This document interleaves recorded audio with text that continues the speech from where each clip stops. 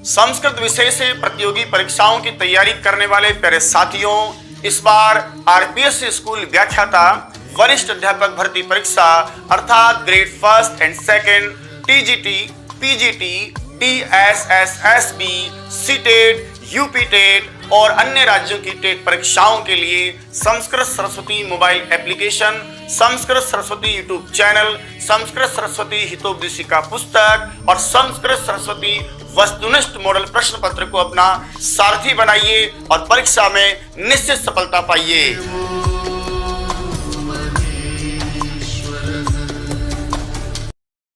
संस्कृत विषय से प्रतियोगी परीक्षाओं की तैयारी करने वाले प्यारे साथियों, इस बार आरपीएस स्कूल व्याख्याता वरिष्ठ अध्यापक भर्ती परीक्षा अर्थात grade first and second, TGT,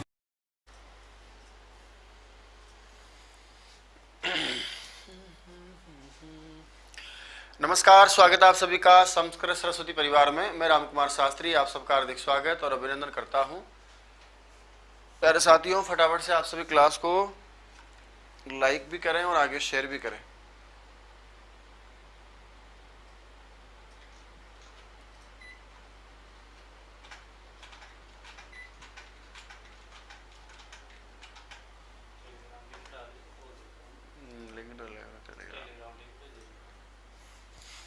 share करो क्लास को, फिर फटाफट चलाते हैं अपनी बुलेट ट्रेन अपन। फटाफट मतलब फटाफट।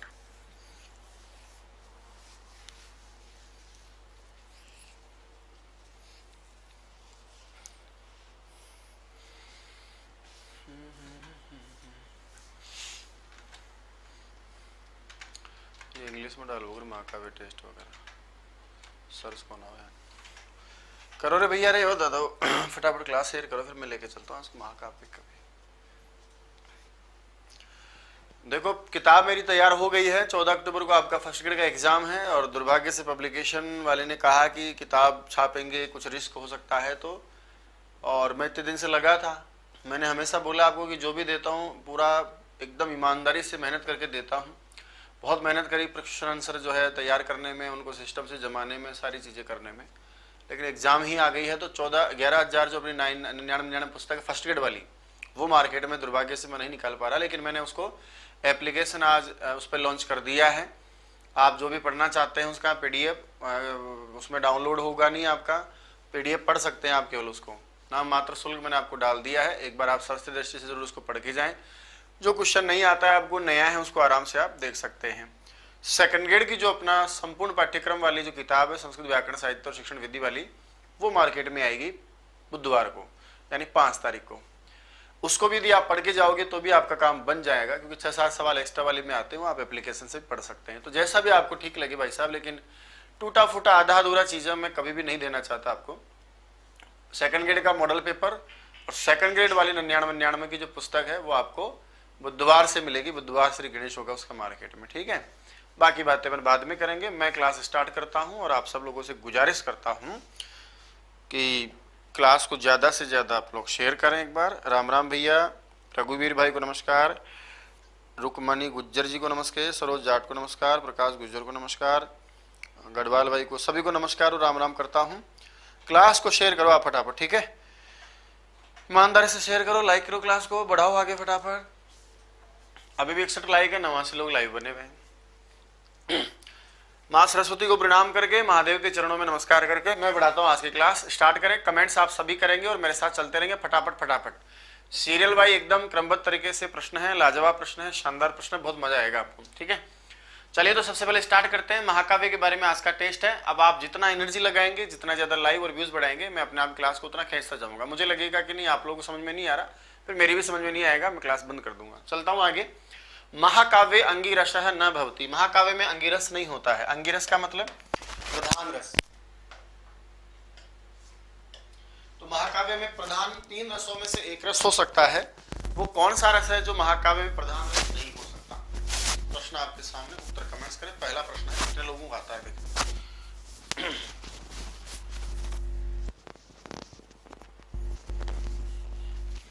तो महाकाव्य में वीर, श्रृंगार और शांत में से एक रस प्रमुख रस होता है, और जो नहीं होता है उसका नाम है सर हास्य रस। यानी वीर प्रधान हो सकता है, श्रृंगार और शांत हो सकता है, लेकिन हास्य कभी भी, महाकाव्य में कभी भी जो है प्रधान रस नहीं हो सकता, अंगिरस नहीं हो सकता। अधोलिखित में प्राचीनतम अस्ति कौन सबसे प्राचीन है? अश्वघोष है, भास है, कालिदास है, श्रीहर्ष है। सर तीनों का काल यदि आप देखोगे तो ईसा पूर्व प्रथम शताब्दी। अच्छा, इसमें ये पूछा है कि कौन है सबसे प्राचीन। अश्वघोष का काल प्रथम शताब्दी माना जाता है, भास का काल ईसा पूर्व प्रथम शताब्दी माना जाता है, कालिदास का भी ईसा पूर्व प्रथम शताब्दी आप मान सकते हैं, वैसे चतुर्थ शताब्दी माना जाता है, श्रीहर्ष बाद में है। तो सबसे जो प्राचीन है वो कौन है? आपके भास है, क्योंकि इनका काल ईसा पूर्व प्रथम शताब्दी माना जाता है। सेतुबंध रचयिता कौन है? ये आपकी परीक्षाओं में आया सवाल है। महाकाव्य भूमिका में मैंने आपको दिया, आपके सर हमारे पाठ्यक्रम में है ही नहीं। तो महाकाव्य में कई सारे ऐसे महाकाव्य हैं जो बहुत महत्वपूर्ण स्थान रखते हैं, लेकिन आपको पता नहीं है। सेतुबंध भी एक महान काव्य है जिसके रचयिता का नाम प्रवर सेन है। वापस दोहरा रहा हूं, सेतुबंध नाम का जो काव्य है, रामायण के कथानक को आधार बना करके आपने देखा होगा श्री राम ने सेतु का निर्माण करके जो है लंका पर विजय प्राप्त की थी, उसके लेखक का नाम प्रवर सेन है। हम्मीर महाकाव्य का नाम भी आपने सुना होगा, राणा हम्मीर का नाम भी आपने सुना होगा, राजस्थान का एक महान वीर योद्धा हुआ, उसके ऊपर हम्मीर महाकाव्य लिखने वाले जो थे वो कौन थे, ये भी आपको समझ में आना चाहिए। नयन चंद्र सूरी जो है हम्मीर महाकाव्य के रचयिता है। नयन चंद्र सूरी हम्मीर महाकाव्य के रचयिता है। गवडूहो कस्य रचना अस्ति, आपने सुना होगा कि भास को वाक्पति राज की उपाधि दी गई है, ज्वलन मित्र या अग्निमित्र कहा गया है। तो कहना जिस ग्रंथ में ये कहा गया उसका नाम है गवडूहो, और गवडूहो जिसकी रचना है उसका नाम है वाक्पति राज। देवधर शास्त्री वैसे उसका ओरिजिनल नाम है, पर उसको जो है उपनाम दिया गया, उसका नाम है वाक्पति राज। तो गवडूहो नाम का काव्य जो है वाक्पति राज के द्वारा लिखा गया है। व्रतत्रयी शब्देन संकेतिता ग्रंथा सन्ति, आपने व्रतत्रयी शब्द सुना होगा, उसमें कौन कौन से ग्रंथ आते हैं? तो व्रतत्रयी का एक शॉर्टकट भी आपके पास, यदि आप याद करना चाहें, किसी ने, क्या याद कर सकते हैं आप? किसी ने, ऐसा। किसी ने का मतलब है कि से किरातार्जुनीयम है, सी से शिशुपाल वधम है, और ने से नेषधीय चरितम है। इस आधार पर यदि मैं देखने जाता हूँ शिशुपाल वधम, किरातार्जुनीयम और नेषधीय चरितम, तो इसका उत्तर सर पहला ही हो जाएगा। ठीक है, अगला लेकर चलता हूं मैं। प्रश्न है मेरा, असत्य मेलन बताइए कौन सा प्रिय छंद के लिहाज से। भारवी का प्रिय छंद वसस्त है क्या? मालिनी का माघ मालिनी का छंद प्रिय है क्या? श्रीहर्ष का उपजाति प्रिय है क्या? अश्वघोष का श्रगधरा है क्या? पढ़े हो तो आपने तीन महाकाव्यों के रचयिता करने वालों का ये तीनों प्रिय छंद कहा गया, लेकिन अश्वघोष का श्रगधरा छंद प्रिय नहीं है सर। इन्होंने भी जो है अलग अलग लिहाज से अनुष्टुप छंद आदि का ही प्रयोग किया है, श्रगधरा इनका प्रिय छंद नहीं हो सकता। मैंने बाहर कर दिया, आगे बढ़ता हूं अगले सवाल की ओर। और अगला जो सवाल है मेरा फिर वापस आपके सामने है, आपकी खिदमत में ये रहा। असत्य मेलनम वर्तते, बताइए साहब लक्षणों के आधार पर जो साहित्य में लक्षण बताते हैं काव्य की, उनमें कौन सा तर्क जो है असंगत है? विश्वनाथ ने कहा कि वाक्यम रसात्मकम काव्यम, बिल्कुल सही है कि रस वाला जो काव्य वाक्य होता है वही काव्य होता है। आनंदवर्धन ने कहा है कि काव्य से आत्मध्वनि, बिल्कुल सही है, इन्होंने ध्वनि को ही काव्य की आत्मा कहा। मम्मट ने रीतिर आत्मा काव्य से ये कहा है क्या? बोला साहब ये तो बिल्कुल नहीं कहा, क्योंकि रीतिर आत्मा काव्य से किसने कहा था? वामन ने कहा था। और मम्मट ने तो ये कहा था कि शब्दार्थों वाला पढ़ा होगा ना आपने, तदोसो शब्दार्थो सगुणो अलंकृति पुनः क्वापी। तो तीसरा जो ऑप्शन है वो बिल्कुल गलत है, मिल गया मुझे उत्तर। और भरत मुनि ने विभाव, अनुभव और व्यभिचारी के संयोग से रस की निष्पत्ति माना, जिसका वर्णन उन्होंने नाट्य शास्त्र के 6ठे अध्याय में किया है। तो तीसरा वाला जो है मम्मट की बात बिल्कुल भी नहीं है, ये किसकी बात है? वामन की बात है। रीतिर आत्मा काव्य से किसने कहा था? वामन ने कहा था, मम्मट ने नहीं कहा था। अनुचित मेलन आपको करना है। तीन महान काव्य आपके सामने लिखे हैं। किरातार्जुनीयम का अंत लक्ष्मी शब्द से होने के कारण क्या इसको लक्ष्मंत कहा जाता है? शिशुपाल वधम का अंत श्री से होने के कारण क्या इसको श्रेयंत कहा जाता है? नेषधीय चरितम का जो है आनंद के साथ या आनंद शब्द से अंत होने के कारण से आनंदांत कहा जाता है। क्या रघुवंशम को लतांतम कहा जाता है? तो ये अंत वाली बातें तीन ही के साथ फिट होती हैं।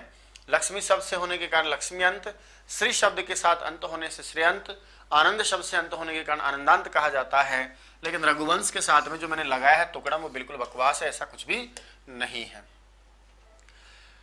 अगला सवाल आपकी खिदमत में, वृत्रय अंतिमा कृति वर्तते, वृत्रय की अंतिम रचना का नाम क्या है? सबसे पहले किरातार्जुनीयम पहली रचना है, जो अगला दूसरी रचना है वो यहाँ है ही नहीं, शिशुपाल वधम जो है उसकी सेकंड रचना है, और उसके बाद में जो नेषधीय चरितम है वो सबसे अंतिम और सबसे बड़ी और सर्वश्रेष्ठ रचना मानी जाती है। सबसे बाद की और सबसे नवीन रचना कौन सी है भाई? नेषधीय चरितम है। अगला लेता हूं मैं प्रश्न आपकी खिदमत में। अगला मेरा सवाल है आपसे, असत्य मिलनम वर्तते, अलंकारों के संदर्भ में वो कौन सा है जिसमें मामला सही नहीं बैठ रहा? कालिदास का उपमा अलंकार प्रिय है क्या? भारवी का अर्थांतरन्यास अलंकार प्रिय है क्या? श्रीहर्ष को श्लेष अलंकार ज्यादा प्रिय है क्या?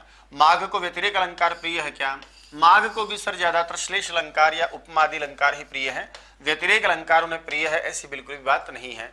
असत्य मिलन में ऑप्शन नंबर 4 बिल्कुल बाहर जाता है, क्योंकि बाकी 3 ऑप्शन एकदम कंफर्म है। आगे देखिएगा, असत्य मिलनम अस्ति मल्लीनाथीय टीका अनुसारम। मल्लीनाथ ने जो टीकाएं लिखी हैं पंच महाकाव्यों पर, मतलब 3 बृहत्त्रयी पर और 2 आपके लघु काव्यों पर, जिनको आप खंड काव्य भी कहते हैं, छोटे काव्य कहते हैं, तो कौन सी बात गलत है? रघुवंशम पर संजीवनी टीका है क्या? किरातार्जुनियम पर घंटापथ टीका है क्या? शिशुपाल वधम जो है, शिशुपालम नहीं है, शिशुपाल वाम की जगह वधम होना चाहिए, तो शिशुपाल वधम पर सर्वंकसा टीका है क्या? नेषधि चरितम पे नलिये टीका है क्या? तो सर मल्लीनाथ की अपन बात करें तो नलिये टीका तो है, लेकिन ये इसकी नहीं है। किसकी? मल्लीनाथ की। इसके ऊपर यानी नेषधि चरितम के ऊपर मल्लीनाथ की जो टीका है प्रसिद्ध, उसका नाम है सर नेषधि चरितम, बिल्कुल भी नहीं है, उसका नाम है आपका जीवातु टीका। तो बाकी 3 ऑप्शन एकदम परफेक्ट है, चौथा ऑप्शन गलत है, उसका जीवातु होना चाहिए था, बाहर कर दिया। आगे बढ़ता हूँ। रचना और रचयिता में आपको अंतर करना है, कौन सा ऑप्शन सही गलत है। काव्यादर्श के रचयिता दंडी है क्या? काव्य प्रकाश के लेखक मम्मट है क्या? चंद्रालोक का कुंतक है क्या? रस गंगाधर का पंडित जगन्नाथ है क्या? सर आपने पढ़ा होगा चंद्रालोक 12वीं क्लास वरिष्ठ उपाध्याय में साहित्य में चलती भी है कि इसका रचयिता कुंतक नहीं बल्कि पीयूष वर्ष जो है जयदेव इसके रचयिता माने जाते हैं। 2010 सेकंड ग्रेड का पेपर था, उसमें प्रश्न भी आया हुआ है कि चंद्रालोक के रचयिता का नाम क्या है, जयदेव है या पीयूष वर्ष जयदेव है? तो सर पीयूष वर्ष जो जयदेव है उसके लेखक माने जाते हैं। 2010 22 दिसंबर का पेपर था आपका सेकंड ग्रेड संस्कृत का। वृत्रय्या श्रृंगार रस प्रधान महाकाव्यम वर्तते। जो वृत्रयी के नाम से 3 महान रचनाएं जानी जाती है, उसमें श्रृंगार रस की रचना कौन सी है? किरातार्जुनीयम में आपने पढ़ा होगा, इसका मुख्य जो रस है वो कौन है? वीर है। शिशुपाल वधम में भगवान श्री कृष्ण की वीरता का वर्णन है। कुमार संभव में श्रृंगार है, लेकिन ये वृत्रयी में नहीं आती है, और वीर भी हो सकता है कुमार संभव, ठीक है, इसमें आप वीर भी मान सकते हैं और कुमार संभव में ये भी मान सकते हैं। नेषधि चरितम में श्रृंगार है और ये वृत्रयी में भी आती है। अब ध्यान रहे कि ये लघु त्रयी में आती है, वृत्रयी में नहीं आती। वृत्रयी में जो श्रृंगार रस की प्रधान की रचना है उसका नाम नेषधीय चरितम है। अगला प्रश्न आपकी खिदमत में कुछ इस प्रकार है कि सर्गान्ते भावी सर्ग से सूचना होती। जब सर्ग की समाप्ति होती है तो अगले सर्ग की सूचना उसमें मिल जाती है, ऐसा कौन से काव्य में होता है? अब बात आई है सर्ग की, तो आप समझ गए होंगे कि ऐसा तो महाकाव्य में हो सकता है। तो सर्ग के अंत में आगे वाले सर्ग की सूचना महाकाव्य में दी जाती है, मुक्तक गद्य आदि चीजों में ऐसा नहीं होता है। भट्टी काव्य के नाम से काव्य प्रसिद्ध है, नाम ही उसका भट्टी काव्य हो गया रचनाकार के नाम के आधार पर, लेकिन वास्तविक नाम से उस काव्य का नाम है क्या? तो सर भट्टी काव्यम जो है वो वास्तव में कौन सा काव्य या कौन सी रचना प्रसिद्ध है? रावण वधम नाम की रचना है, और रावण वधम का दूसरा नाम जो है भट्टी काव्य भी माना जाता है। अब ऐसा क्यों है, उसका कारण आपसे आगे शायद मैंने पूछा है, वो कारण मैं बता देता हूं। अगला प्रश्न है शायद इससे बाद में है। क्या है कि इसका जो रचयिता उसका नाम महाकवि भट्टी है, और महाकवि भट्टी के नाम के आधार पर इस रावण वधम काव्य का नाम ही भट्टी काव्य रख दिया गया है। यह व्याकरण का काव्यात्मक ग्रंथ है, अर्थात श्लोकों आदि के माध्यम से व्याकरण पढ़ाने का एकमात्र ग्रंथ है। जैसे आप लोग पढ़ेंगे कि व्याकरण का दार्शनिक ग्रंथ कौन सा है? वाक्यपदीयम। आप पढ़ते हैं व्याकरण का जो है साहित्यिक ग्रंथ कौन सा है, तो उसका नाम आता है भट्टी काव्य। इसलिए बहुत प्रसिद्ध रचना है, इसलिए आप इसको हल्के में ना लें। जानकी हरण के नाम से समझ गए होंगे आप, रामायण के कथानक को आधार मान करके काव्य लिखा गया जानकी हरण। सीता का जो हरण रावण द्वारा किया गया उसका इसमें वृतांत लिखा गया है, और इसके जो लेखक है उसका नाम आपको याद रखना है कुमारदास। आप यदि ऐसा सोच रहे हो कि सर हमारे तो सिलेबस में ऐसी चीजें है ही नहीं, तो मैं आपको बता दूं कि रामायण को आधार मान करके लिखे जाने वाले काव्य हैं, रामायण तो आपके सिलेबस में है ना, और उसको मान करके जितने भी काव्य लिखे गए आप उनको पढ़ते हो साथ में। तो उन्हीं में से मैंने उठाया रावण वधम, उसी में से मैंने उठाया है आपका कुमारदास का जानकी हरणम। रावण वध काव्य के कर्ता कौन है? जैसा कि मैं आपको बता ही रहा था, तो इसके जो रावण वध के लेखक हैं जिनका नाम ही महाकवि भट्टी हैं, इसलिए इस काव्य का नाम भी रावण वधम नाम का जो काव्य है उसका नाम भी भट्टी काव्य ही पड़ गया भाई साहब। ये भट्टी वो नहीं है जो चूल्हा वाली होती है, भट्टी आप जिसको बोलते हैं ना, गांव में खोदते हैं पर कई बार प्रोग्राम करते हैं, वो वाली भट्टी नहीं है। भट्टी एक व्यक्ति का नाम है। कह युग्म कह असाधु, इसमें आपको जो गलत है ना भाई वो छांटना है, गलत वाला। उपमा कालिदास से कोई दिक्कत नहीं है, दंडिना पद लालित्यम कोई दिक्कत नहीं होनी चाहिए, भारवीय अर्थ गौरव में भी दिक्कत नहीं होनी चाहिए, लेकिन आपने श्रीहर्ष के लिए पद गांभीर्यम कहा। पदों की गंभीरता भारवी को ही शोभा देती है। श्रीहर्ष का तो दंडिना पद लालित्यम वाला पद लालित्य ही प्रसिद्ध है। तो श्रीहर्ष का पढ़ा होगा ना आपने नेषधीय पद लालित्यम, कि नेषधीय चरितम में श्रीहर्ष का पद लालित्य प्रसिद्ध है। पद गंभीरता इनके बस की बात नहीं, हालांकि श्लेष अलंकार का गजब प्रयोग आपने किया है, लेकिन पद गंभीरता आपके भारवी के काव्य में मिलती है। असमीचीन युग्मक जो है आपको निर्देश करना था। बृहद कथा के लेखक गुणाढ्य हैं क्या? जानकी हरण कुमार दास ने लिखी है क्या, मालती माधवम श्रीहर्ष ने लिखी है क्या, सौंदर नंदम जो रचना है स्वघोष ने लिखी है क्या? जानकारी के लिए बता दें, आप सब समझ गए होंगे, मालती माधवम इसकी रचना नहीं है साहब, ये एक नाटक है और उसके रचनाकार का नाम क्या है, भवभूति। बाकी सभी आपके काव्यात्मक ग्रंथ है, ये आपका कथा ग्रंथ है। जो गलत था मैंने उसमें कर दिया साहब टिक और बाहर निकाल दिया। अगला लेकर चलता हूं आपकी खिदमत में, सवाल मेरा ये वाला। असमीचीन युग्मक को आपको छांटना है, वही काव्य की परिभाषा से संबंधित मैंने बातें लिखी हैं। काव्य से आत्मध्वनि, ध्वनि का नाम आते ही आप सब समझते हैं, आनंद वर्धन को आप लोग याद करते हो। वाक्यम रसात्मकम काव्यम, रस युक्त जो वाक्य होता है उसी को आप काव्य कहते हो। विश्वनाथ साहित्य का जो सिरमौर है पतंजलि की तरह। रमणीय अर्थ का प्रतिपादन करने वाला शब्द ही काव्य होता है, ऐसे पंडित राज जगन्नाथ रस गंगाधर में लिखा है। शब्दार्थों सहितो काव्यम, दंडी ने नहीं लिखा साहब, ये दंडी ने नहीं लिखा है, तो फिर किसने लिखा है साहब, ये भामह ने कहा है कि शब्द और अर्थ सहित जो होता है उसको हम क्या कहते हैं साहब, काव्य कहते हैं। तो इन्होंने शब्द और अर्थ को ही काव्य कहा है, इन दोनों का तालमेल हो, अच्छा सामंजस्य हो, तो उसी को आपने काव्य कहा है। तो भामह की लाइन है साहब, दंडी की लाइन ऐसी नहीं है। बाकी तीनों एकदम परफेक्ट है, तीनों ही बहुत महत्वपूर्ण लाइन से, कम विश्वनाथ को तो आप अच्छे से करके जाएं। ये लाइन कभी भी किसी भी स्थिति में आपकी परीक्षाओं में किसी भी स्तर पर टपक जाती है। महाभारत एक खिल पर्वत से नाम, महाभारत में खिल पर्व है, उसको आप पढ़ते हैं तो वो कौन सा पर्व है, पढ़ा होगा आपने। अब बोला सर ये खिल पर्व क्या है, तो मैं आपको बता दूं, जो मुख्य किसी ग्रंथ का भाग नहीं होकर के अपने आप में जो स्वतंत्र ग्रंथ होता है उसको भी हम, लेकिन स्वतंत्र ग्रंथ होने के बावजूद भी वो किसी के साथ पढ़ा जाता है, उसको हम खिल पर्व कहते हैं। और ऐसा जो पर्व, ये अपने आप में पर्व नहीं है, ये जैसे महाभारत में आप पढ़ते हो ना पहला पर्व दूसरा पर्व, ऐसा पर्व नहीं है, ये अपने आप में एक किताब है, एक ग्रंथ है। तो एक ऐसा स्वतंत्र ग्रंथ होने के बावजूद भी जब किसी ग्रंथ का भाग समझा जाता है, पहले आपने जय संगीता लिखी, उसके बाद में फिर आपने 24,000 श्लोक वाली भारत संगीता लिखी। महाभारत के संदर्भ में बता रहा हूं मैं आपको, कितने हजार श्लोक थे इसमें, 24,000 श्लोक। अब सर क्या हुआ कि भारत संगीता में फिर आगे जाकर हरिवंश पर्व को जोड़ दिया, जिसमें लगभग आपके 14,000 के आसपास, 16,000 के आसपास या 17,000 के आसपास में श्लोक हैं। जैसे ही ये जुड़ता है 24 में 17,000 ये जुड़ जाते हैं, और भी बाकी बहुत सारी चीजें जुड़ के तभी जाकर के आपकी महाभारत बनती है। तो हरिवंश जो पर्व है उसके मिलने के बाद महाभारत ग्रंथ पूरा होता है, जिसमें 1,00,000 श्लोक आप पढ़ते हैं। समझ में आ रही मेरी बात, क्या कहना चाह रहा हूँ? ऐसा भी प्रश्न कभी आ जाए तो ध्यान रखिएगा। तो हरिवंश पर्व जो है वो खिल पर्व है। कृष्णवंश परंपरा या काव्यम अस्ति, और इसमें जो है हरिवंश जो पर्व है उसमें भगवान श्री कृष्ण की जीवन लीलाओं के बारे में और भी अन्य कई सारे लोग हैं उनके बारे में, भविष्य वाला, विष्णु वाला पढ़ाया था मैंने, शायद कल भी आपसे प्रश्न किया था कि हरिवंश जो पर्व है उसके 3 भाग हैं, है ना, उसमें तो उसमें भगवान श्री कृष्ण की बाल लीलाओं का इनका भी वर्णन किया गया है। तो श्री कृष्ण की वंश परंपरा का जो काव्य है उसी का नाम हरिवंशम है। ये स्वतंत्र ग्रंथ है, ध्यान रखना, इसको आप पर्व समझने की गलती मत करिएगा, लफड़ा हो जाएगा, जिंदगी बर्बाद हो जाएगी आपकी। तो हरिवंशम जो है वो उसका ग्रंथ है। राज तरंगिणी का लेखक कौन है, बहुत प्यारी रचना है और आपको ये समझ में आनी चाहिए कि राज तरंगिणी जो है उसका लेखक का नाम क्या है, उसको किसने लिखा है। तो सर आपने कल्लण और बिल्लण 2 कश्मीरी कवि सुने होंगे। कल्लण ने राज तरंगिणी की रचना की है। कौन करते हैं, कल्लण जो है वो राज तरंगिणी की रचना करते हैं। सूर्य शतकम की बात करें तो बोला इसका लेखक कौन है, तो सर सूर्य शतक में भगवान सूर्य की स्तुति करने हेतु तो आपके पास में 100 श्लोकों की रचना है और उसके लेखक का नाम मयूर भट्ट है। जानकारी के लिए बता दूं कि जो मयूर भट्ट है वो बाण के ससुर हैं। ससुर है मतलब हुआ क्या था कि बाण जो उनका दामाद है, ये दामाद से अपनी बेटी से मिलने आते हैं। जब ये इनकी बेटी के घर आते हैं, मतलब बाण भट्ट की पत्नी से मिलने, यानी अपनी बेटी से मिलने, यानी कि बाण भट्ट के घर आते हैं, तो बाण भट्ट की पत्नी अर्थात इसका जो सूर्य शतक है, इसका जो लेखक है मयूर भट्ट, जब ये अपने बेटी से मिलने आता है या दामाद से मिलने आता है तो उसकी बेटी नहा रही होती है। जब ये घर में प्रवेश करते हैं, नहाती हुई बेटी को देख करके उस बेटी के शरीर आदि का बहुत ही जो है एकदम खुला खुला वर्णन करते हैं, एकदम नग्न वर्णन करते हैं मतलब। तो बाण भट्ट को जब ये बात पता चली, उन्होंने जब इस ग्रंथ को देखा इसके, तो उसको बहुत बुरा लगा कि कितना बेशर्म आदमी है। माना ठीक है किसी स्त्री का वर्णन करना कोई बुरी बात नहीं इस तरह से, लेकिन बेटी का इस तरह से आंखों से देखना और उसका फिर वर्णन करना ये बहुत ही गंदी बात है। तो उन्होंने उसको श्राप दे दिया था कि बाण भट्ट को, क्या नाम है उसको, इसको मयूर भट्ट को, कि जा तुझे कुष्ठ आदि रोग या कोई ऐसी लाइलाज बीमारी हो जाएगी। तो इसको कुष्ठ रोग हो गया था। इस रोग के निवारण के लिए फिर इन्होंने भगवान सूर्य की आराधना में 100 श्लोक वाला काव्य लिखा था, इसका नाम था सूर्य शतकम और इसके लेखक का नाम है मयूर भट्ट, जो कौन है, बाण भट्ट के ससुर जी हैं।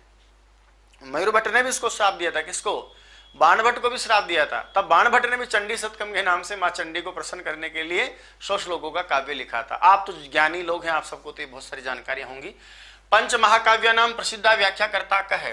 पंच महाकाव्यों का प्रसिद्ध व्याख्याकर्ता कौन है, गलत जगह हाथ लग गया, लफड़ा हो गया, देखिए हो ही गया, दिख नहीं हुआ, बच गए। कहने का मतलब पंच महाकाव्यों की व्याख्या लिखने वाले अर्थात टीका लिखने वाले कौन है? आप सबने खूब अच्छे से पढ़ा होगा कि मल्लीनाथ है इसका नाम, तो आप कैसे भूल सकते हैं। तो आदरणीय मल्लीनाथ ने पंच महाकाव्यों पर टीकाएं लिखी हैं। मंख जो है कवि, उसका जनप्रिय विशेषण क्या है? मंख कवि का, मंख नाम का एक कवि है, उसका उपाधि जैसे आप लोग पढ़ते हो ना, अलग अलग माघ को आप घंटा इसकी उपाधि देते हो और बाकी सभी को देते हो, तो मंख की जो उपाधि दी गई है वो किसको, क्या उपाधि है? कर्णिकार की उपाधि दी गई है। थोड़ा हटके सवाल था, किसी विशेष एग्जाम में आया हुआ था, तो मैंने उसको जोड़ना उचित समझा इसलिए जोड़ दिया कि मंख जो कवि है उसका जनप्रिय उपाधि क्या है? कर्णिकार है। चलिए साहब, अगला अपन लेते हैं और बढ़ते हैं धीरे धीरे अपने काव्य की ओर। समुचितम नास्ति, कौन सा युग्म सही नहीं है? कालिदास की उपमा प्रसिद्ध है क्या? भारवी का अर्थ गौरव प्रसिद्ध है क्या? दंडी का पद लालित्य है क्या? माघ का पद गांभीर्य है क्या? मैं फिर वापस आ जाता हूं कि माघ का पद गांभीर्य प्रसिद्ध नहीं है, बल्कि माघ में त्रयो गुणा संति, अर्थात उपमा भी प्रसिद्ध है, अर्थ गौरव प्रसिद्ध और पदलालित्य प्रसिद्ध है। इससे पहले आपने यहाँ पढ़ा था श्रीहर्ष, वहां मैंने पदलालित्य आपको बताया था, लेकिन आपने पढ़ा होगा कि माघे संति त्रयो गुणा, तो माघ के काव्य में तो तीनों ही गुण विद्यमान है कि नहीं भाई? इसलिए यहां पर आपका उत्तर हो जाएगा माघ पद गांभीर्य, क्योंकि पद गांभीर्य प्रसिद्ध नहीं है केवल, बल्कि उपमा, अर्थ गौरव, पदलालित्य तीनों ही प्रसिद्ध हैं। गलत युग्म को छांटना था इसलिए मैंने उसको बाहर कर दिया। विश्वनाथस्य काव्य लक्षणम किम, थोड़ा घुमा फिरा के वापस स्वतंत्र मैंने अलग से एक प्रश्न बनाया कि विश्वनाथ का काव्य बहुत परीक्षा में पूछा जाता है, आपको ध्यान होना चाहिए। तो विश्वनाथ का जो काव्य का लक्षण है वो क्या है? तो वाक्यम रसात्मकम काव्यम, ये बहुत प्रसिद्ध है और मैं आपसे कह रहा हूं, निवेदन आपसे करता हूं, किसी भी एग्जाम को आप दे रहे हैं तो आपको कम से कम विश्वनाथ की काव्य की परिभाषा तो याद होनी ही चाहिए। आपने खूब पढ़ा है व्याक्रियन्ते व्युत्पाद्यन्ते शब्दान्येति व्याकरणम, थोड़ा आप इसको भी याद कर लें। क्या दिक्कत है कि रसात्मकम का वाक्यम काव्यम, रसयुक्त जो वाक्य है उसी को हम काव्य कहते हैं।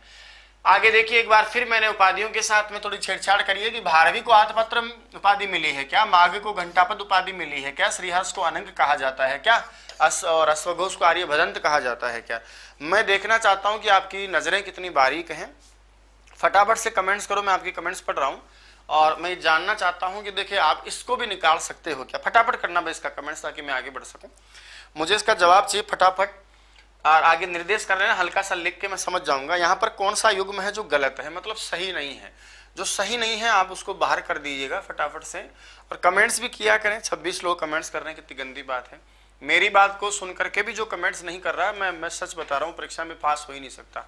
इसलिए कमेंट्स करें, मुझे ये बताओ इसका उत्तर क्या है, कौन सा समीचीन नहीं है। एबीसी मत करो, इसमें नहीं पता चलेगा एबीसी में, मुझे इसमें नाम लिख करके बताओ और फटाफट कमेंट्स करो किसमें कौन सा वाला मामला वो है। रोहितास भैया करिएगा, संस्कृत भाई, शैतान सिंह भाई लिखिएगा, नमस्कार सर जी। दीपिका अरोड़ा जी को, आरा को भी नमस्कार करता हूँ, सभी को नमस्कार करता हूँ।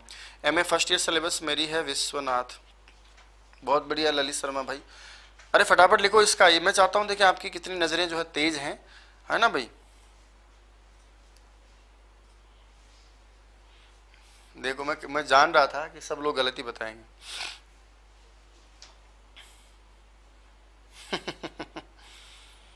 यही तो प्रॉब्लम है ना अपना कि अपन पढ़ते ही कहाँ ढंग से।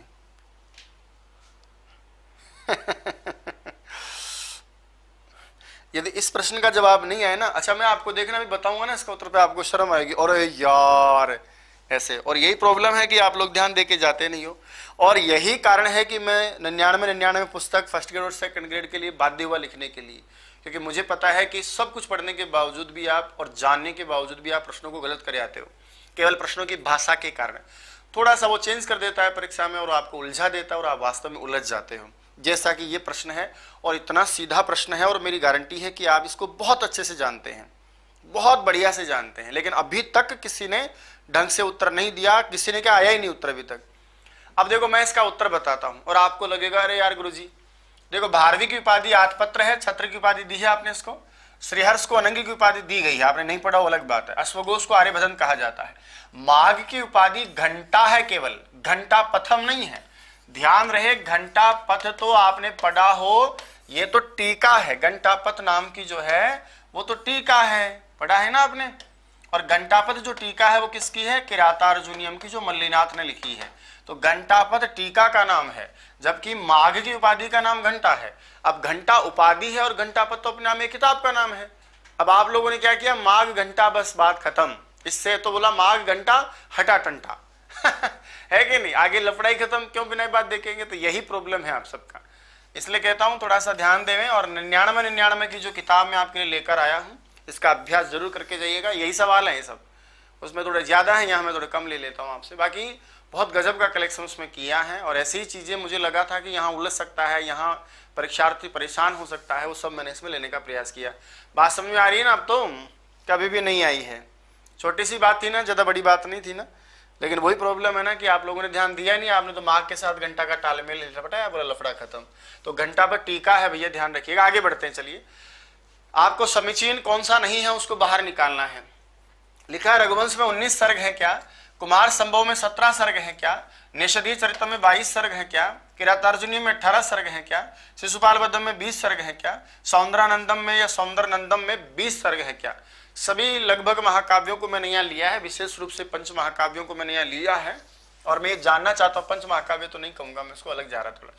तो कौन सा वाला ऑप्शन गलत है? तो ये तो आपको आ ही गया होगा कि सौंदरानंदम में 18 ही सर्ग है, इसमें 20 सर्ग नहीं, इसलिए उत्तर कौन सा हो जाएगा? लास्ट ऑप्शन आपका ख वाला उत्तर हो जाएगा। ठीक है, चलिए आगे बढ़ते हैं। इसी के साथ आगे क्रम बढ़ाते हैं अपन। अवरोह क्रम के अनुसार सर्गानुसारम समुचितम क्रमम अस्ति। अवरोह का मतलब होता है घटते हुए क्रम में, तो घटते हुए क्रम के अनुसार सर्ग के अनुसार जमाओ। इसका मतलब जिसमें सबसे ज्यादा सर्ग उसको आगे रखो, फिर उसके बाद कम वाले कम वाले कम वाले। तो आओ देखे चेक कर लेते हैं एक बार अपन, पहले पता तो चले कि इनमें है कितने कितने। तो आपको ध्यान होना चाहिए कि मेरे पास में बुद्ध चरितम नाम का काव्य है, जिसमें कितने हैं? 28 सर्ग हैं। निषदीय चरितम में 22 हैं, शिशुपाल वधम में 20 हैं, और किरातार्जुनियम है उसमें मेरे पास में 18 है। तो बुद्ध चरितम में टोटल कितने हैं? 28, निषदीय चरितम में 22, शिशुपाल में 20 और किरातार्जुनियम में 18। तो इस प्रकार से क्रम हो जाएगा 28, 22, 20 और 18। तो कुल मिलाकर के बुद्ध चरितम आ जाएगा, निषदीय चरितम आ जाएगा, शिशुपाल वधम आ जाएगा और किरातार्जुनियम आ जाएगा। क्यों भाई? चलो तो फिर आगे इसके बाद चर्चा करते हैं। अवरोह क्रम से आपको जमाना है काल क्रम में, अर्थात जो पहले पैदा हुआ उसको आगे रखना है, उसके बाद में कौन आता गया उसको आपको जमाना है। यानी सबसे प्राचीन आगे रहेगा, फिर उससे नया, उससे नया, उससे नया, उससे नया आपको चलना है। ठीक है, स्टार्ट करते हैं। प्रथम नाटककार का नाम क्या था भाई? भास। भास का जन्म ईसा पूर्व प्रथम द्वितीय शताब्दी माना जाता है। उसके बाद में माना जाता है कालिदास को, उसके बाद आ जाएगा दंडी और उसके बाद आ जाएगा जयदेव। तो भास का काल ईसा पूर्व द्वितीय शताब्दी के आसपास माना जाता है। कालिदास को प्रथम शताब्दी पूर्व में भी माना जाता है और चतुर्थ शताब्दी का भी माना जाता है। दंडी लगभग 7वीं शताब्दी में आते हैं और जयदेव हमारे 13वीं या 14वीं शताब्दी में आते हैं। तो काल क्रम के अनुसार चलोगे तो भास सबसे पुराने हैं इनमें, कालिदास उसके बाद में, उसके बाद दंडी, उसके बाद में जयदेव है। ठीक है भैया, आराम से हो जाएगा। जयदेव तो और भी बात के हैं, शायद जहां तक 14वीं शताब्दी के बाद में आए हैं। तो ये आपका कालक्रम एकदम परफेक्ट बैठ जाएगा। काव्य विधा में आपको ये बताना कि कौन सा जो है एकदम सटीक नहीं है, मतलब कौन विधा का कौन सा विधा एकदम परफेक्ट नहीं बैठ रहा। हर्ष चरितम आख्यायिका है क्या? बुद्ध चरितम महाकाव्य है क्या? मालती माधवम प्रकरणम है क्या? 10 कुमार चरितम कथा है क्या? मैं चाहता हूं इसका भी मैं आपसे ही कमेंट्स ले, देखिए कितने लोगों को पता है इसके बारे में, कितने लोगों को जानकारी। फटाफट थोड़ा सा कमेंट्स करने में फुर्ती किया करें आप सभी। और जितने भी बेशरम लोग इस समय वीडियो देख रहे हैं, जिन्होंने अभी तक क्लास को लाइक नहीं किया, 223 बच्चे लाइव हैं और 177 लोगों ने क्लास को लाइव कर रखा है कि नहीं? मार्केट में अलग हूं, गलत नहीं हूं भैया, बड़ा अच्छा नाम है आपका, मैं भी अच्छा लगा मुझे पढ़ के। बुधवार से आपको मिलना प्रारंभ हो जाएगी 99 की किताब। मैंने आपको बोला था कि तूफान लेकर आऊंगा, आंधी तूफान ही लेकर आया हूं आपके लिए। बहुत अच्छा कलेक्शन मैंने आपके लिए किया है, हर टॉपिक की खाल उधेड़ दी सर मैंने, छोड़ा ही नहीं, और सिलेबस के आउट कुछ बाहर का डाला नहीं, सब कुछ एकदम परफेक्ट है। आपको लगता है कि क्या है इसमें मुझे देखना चाहिए, तो आप ऑनलाइन भी हमारी किताब को ले सकते हैं। 99 की PDF मैंने डाल दी है, उसको आप पढ़ सकते हैं, देख सकते हैं। जो आपको नहीं समझ में आता उसको आप लिख भी सकते हैं। अच्छा, मालती माधव नाटक है क्या? फटाफट करो थोड़ा सा, कुछ ऐसे प्रश्न हैं हमेशा मुझे पता है जिनमें उलझते रहते हैं, क्योंकि पढ़ाता हूं ना मैं आपको, तो मुझे सब पता रहता है।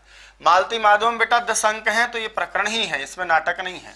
10 कुमार चरितम को कथा और आख्यायिका दोनों में से लड़ा जाए तो याद रखना ये कथा भी है और आख्यायिका भी है। खुद दंडी ने इसको कथा कहा है, ये अलग बात है, लेकिन कथा और आख्यायिका दोनों आ जाए तो आपको इसको क्या मानना है? आख्यायिका, क्योंकि आख्यायिका का ऐतिहासिक वृत्तांत होता है, इसका विभाजन संभव होता है, और बाकायदा 10 कुमार चरितम का विभाजन उच्छ्वास में 8 उच्छ्वास है इसमें। अगला है बुद्ध चरितम और रस आदि को आपको मिलाना है। बुद्ध चरितम में शांत रस है क्या? हर्ष चरितम में श्रृंगार रस है क्या? उत्तर रामचरितम में करुण रस है क्या और किरातार्जुनीय में वीर रस है क्या, कौन सा मामला वो है जिसमें गलत है, उसको आपको छांट के बाहर करना था। याद रखिएगा, बुद्ध चरितम भगवान बुद्ध शांति की प्रतिमूर्ति एकदम परफेक्ट है।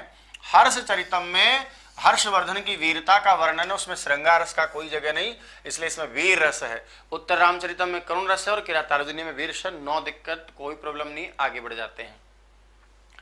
फिर एक बार आपको समीचीन है, अब की बार टीकाओं के नाम सामने लिखे हैं, छांटना है कौन से टीका का तालमेल सही नहीं है।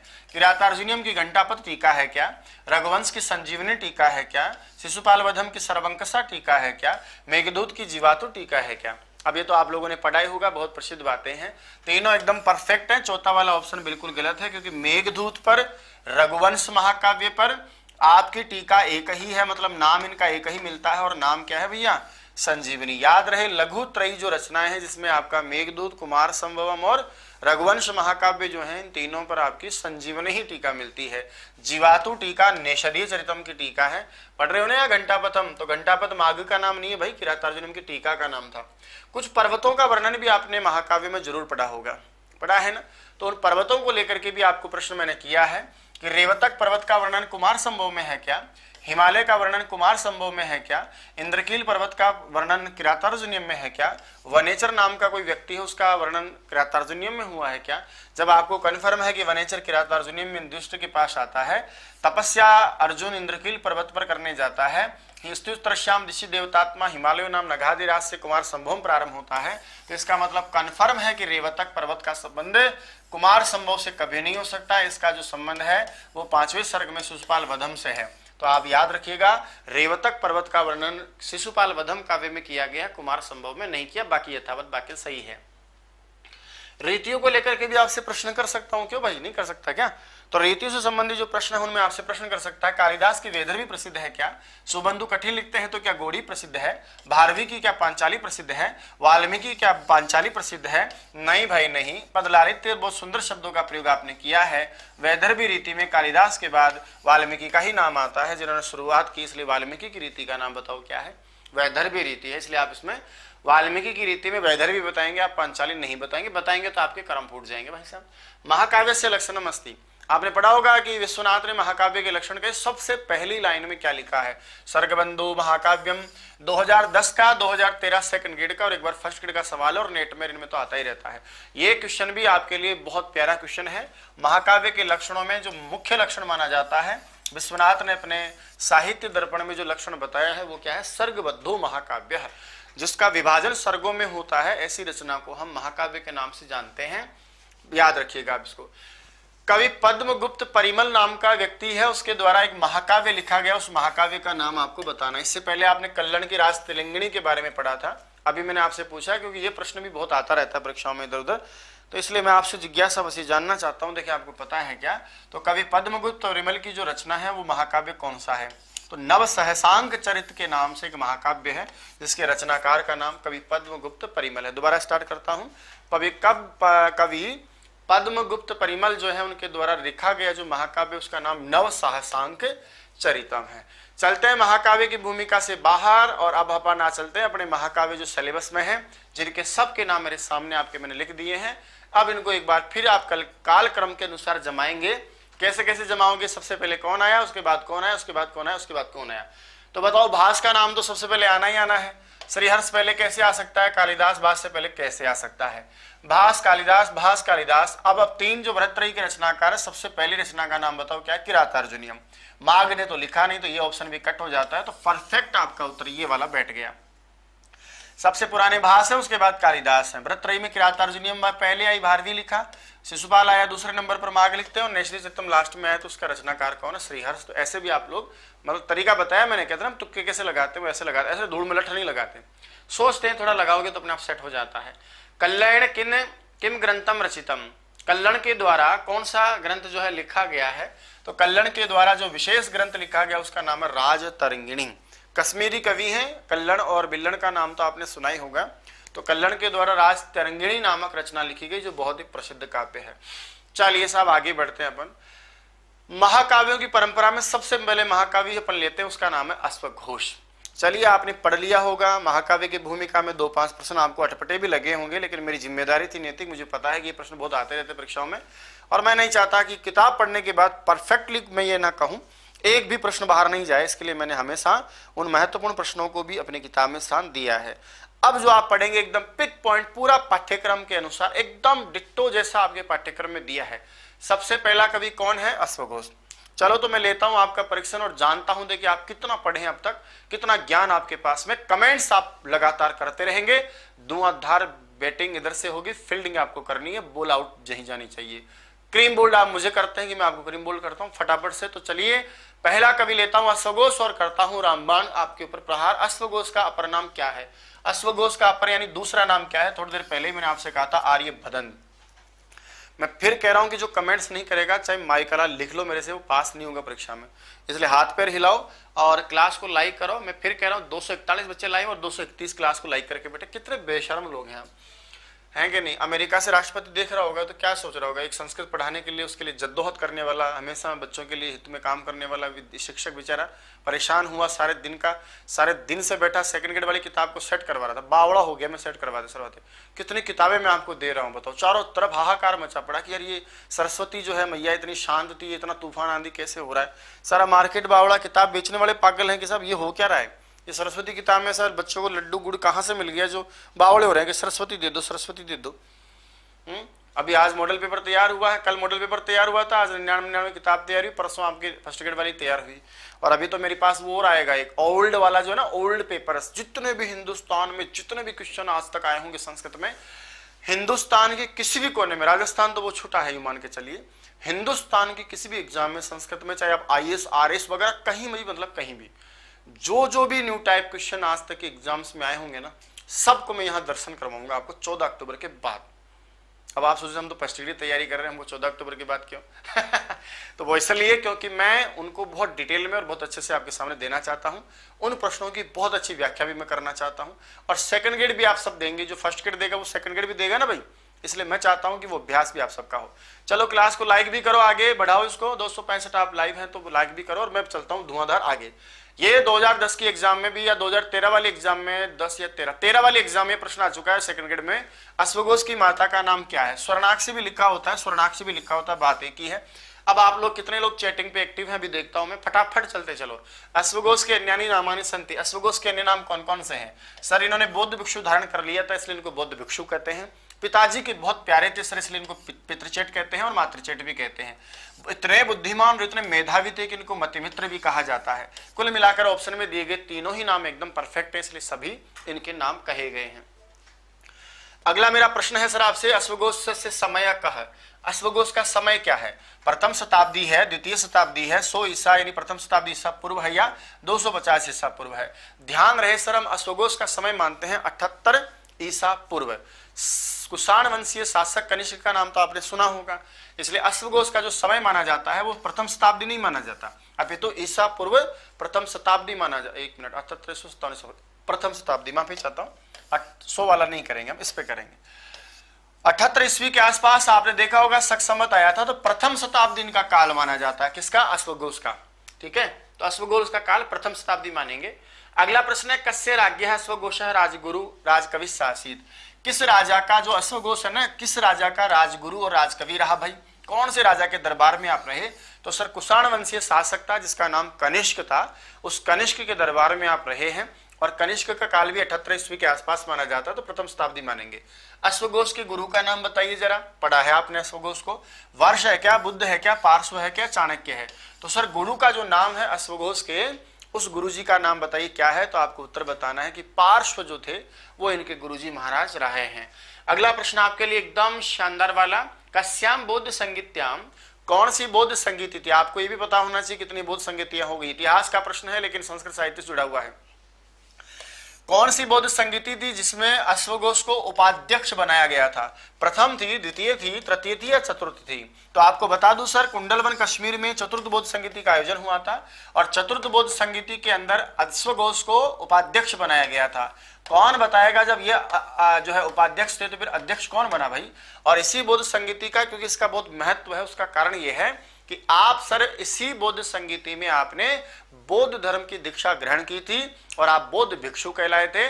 संस्कृत में सभी बौद्ध कवियों में सर्वश्रेष्ठ कवि कौन है? अश्वघोष हैं। इसलिए इनका नाम और इस संगीति का बड़ा गहरा संबंध है। लेकिन मैंने आपसे पूछ लिया जाने अनजाने में कि बताइए इसका अध्यक्ष कौन बना था? ये लो सवाल ही पूछ लिया मैंने आगे। चतुर्थ बौद्ध संगीत्याम, चतुर्थ बौद्ध संगीति का अध्यक्ष कह, अध्यक्ष कौन हुआ? चलिए वसुमित्र हुए, अशोक हुए, कनिष्ठ हुए, अश्वघोष कुल जो भी है कौन हुए? तो याद रखना सर इसका जो अध्यक्ष है वो कौन था? वसुमित्र था। तो उपाध्यक्ष बने हमारे आदरणीय बौद्ध भिक्षु, क्या नाम है इनका? अश्वघोष भैया। और इसके जो अध्यक्ष बने थे वो वसुमित्र बने थे। चलिए आगे बढ़ जाते हैं अपन। अश्वघोष है आश्रित है आश्रित। अश्वघोष आश्रित थे, किसके आश्रित थे? विदर्भ राजा के, कुषाण राजा के, कलिंग राजा के, कश्मीर के राजा के। बातों ही बातों में आपने पढ़ा है कि कनिष्क राजा था। तो कनिष्क राजा कौन से वंश का माना जाता है? कुषाण वंशीय शासक माना जाता है। इसलिए अश्वघोष किसके आश्रित थे? कुषाण राजा के आश्रित थे। अश्वघोष का जन्म कुत्र अभवत? अरे अश्वघोष का जन्म भाई कहाँ हुआ? विदर्भ नगर में हुआ, मगध राज्य में हुआ, साकेत नगर में या पुरी नगरी में हुआ? पुरी समझ रहे हो ना? पुरी वही पुरी है जो आप समझ रहे हो, जगन्नाथपुरी का नाम आपने सुना होगा उड़ीसा में। तो पुरी में जहाँ जगन्नाथ जी का मंदिर है, बहुत प्यारी झांकी निकलती है। लेकिन आपका जन्म सर अयोध्या में हुआ और अयोध्या का ही प्राचीन नाम बताइए क्या था? साकेत था। तो साकेत यानी अयोध्या में आपका जन्म हुआ, इतनी पवित्र धरती पर आपका जन्म हुआ माना जाता है। अगला लेकर चलता हूं अगले क्वेश्चन में। ये देखिए अश्वघोष कति महाकाव्य। अश्वघोष के कितने महाकाव्य प्रसिद्ध हैं? अश्वघोष के महाकाव्यों का नाम आते ही मेरे जहन में दो महाकाव्य आते हैं, जिनमें एक का नाम बुद्ध चरितम आता है और दूसरे का नाम सौंदरनंदम महाकाव्य आता है। कौन सा? सौंदरनंदम महाकाव्य। तो अश्वघोष के दो महाकाव्य बहुत प्रसिद्ध हैं, एक का नाम सौंदरनंदम और दूसरे का नाम क्या नाम है? दूसरे का नाम है आपका बुद्ध चरितम। कनिष्क से समकालीना कहयासी। थोड़ा घुमा के उल्टा प्रश्न किया कि कनिष्क जो राजा थे उसके समकालीन कौन से कवि हुए? श्रीहर्ष हुए, भारवी हुए, अश्वघोष हुए कि दंडी हुए? तो आपने अभी भी पढ़ा है, सुना है मुझसे कि हम बात ही अश्वघोष की कर रहे हैं, तो आप समझ भी गए होंगे। तो अश्वघोष जो कवि हैं वो कनिष्क के समकालीन माने जाते हैं। अगला प्रश्न लेकर आपकी खिदमत में उपस्थित हुआ हूं मैं, सरस्वती पुत्र। ये देखिए अधोलिखितासु कृतिसु, नीचे लिखी रचनाओं में अश्वघोषस्य कृति अस्ति। अश्वघोष की रचना कौन सी आपको बताना है? गीत गोविंदम है कि सारीपुत्र प्रकरणम है, रघुवंशम है कि कुमार संभवम है? गीत गोविंद के लेखक का नाम भी आपको समझ में आना चाहिए। चलिए साहब, तो सारीपुत्र प्रकरणम जो रचना है वो किसकी है बताओ? इसमें से निम्न में से जो आपको चार रचनाएं दी है उसमें सारीपुत्र प्रकरणम जो है वो किसकी रचना है? अश्वघोष की रचना है। अगला मेरा आपसे सवाल कुछ इस प्रकार है, अश्वघोष महाकाव्यम अस्ति। अश्वघोष महाकाव्य कौन सा, अर्थात अश्वघोष का महाकाव्य कौन सा है निम्न में से? तो अश्वघोष का महाकाव्य मुझे पहला ऑप्शन पड़ा तो बुद्ध चरितम मुझे दिखाई दिया, मैं समझ गया आप ही हैं। होने को तो ये भी महाकाव्य है, ये भी महाकाव्य है, लेकिन ये अश्वघोष का महाकाव्य नहीं है। और ये अश्वघोष की रचना तो है लेकिन ये महाकाव्य नहीं है। तो पहला ऑप्शन एकदम परफेक्ट बैठता है, इसलिए मैंने इसको छांट के अलग कर लिया है। अगला सवाल आपकी खिदमत में कुछ इस प्रकार है, प्राचीनतम कवि अस्ति। प्राचीनतम कवि कौन है? अब देखो सर दिक्कत क्या है, इस सवाल में आप लोग ये भी जान गए होंगे कि इसमें से प्राचीनतम कवि का नाम पूछा है और ये बहुत विवादास्पद सवाल रहता है। जानकारी के लिए बता दूं सर कि इसमें कई प्रकार की भ्रांतियां भी मिलती है, लेकिन परीक्षाओं में आए सवाल इसलिए प्रकरण मान लेते हैं। इसका काल भी ईसा पूर्व प्रथम शताब्दी माना जाता है, इसमें कोई संदेह नहीं है, प्रथम शताब्दी। लेकिन कुछ लोग ये कहते हैं कि नहीं चतुर्थ शताब्दी है। भास का काल भी ईसा पूर्व प्रथम शताब्दी माना जाता है, लेकिन फिर भी अश्वघोष जो प्रथम शताब्दी में कन्फर्म है, क्योंकि इनके काल को लेकर कोई डिसीजन नहीं है, इसलिए सर अश्वघोष को प्राचीनतम कवि होने का गौरव प्राप्त होता है। ऐसा कई बार देखा जाता है। तो अश्वघोष को ही प्राचीनतम कवि माना जाता है, क्योंकि दोनों का कन्फर्मेशन नहीं है साहब। अश्वघोष का अपर नाम क्या है? ऐसा ही सवाल मैंने आपसे पहले भी किया था, यहां पर भी कर रहा हूं, वापस आ जाता हूं। ऑप्शन 1 बदला केवल। आर्यभदंत भी इनका नाम है, बौद्ध भिक्षु भी इनका नाम है, मातृचेट भी, पहले पितृचेट आया था। कुल मिलाकर सभी के सभी ऑप्शन आपके लिए एकदम परफेक्ट हैं। तो सभी नाम जो है किसके हैं? अश्वघोष के हैं।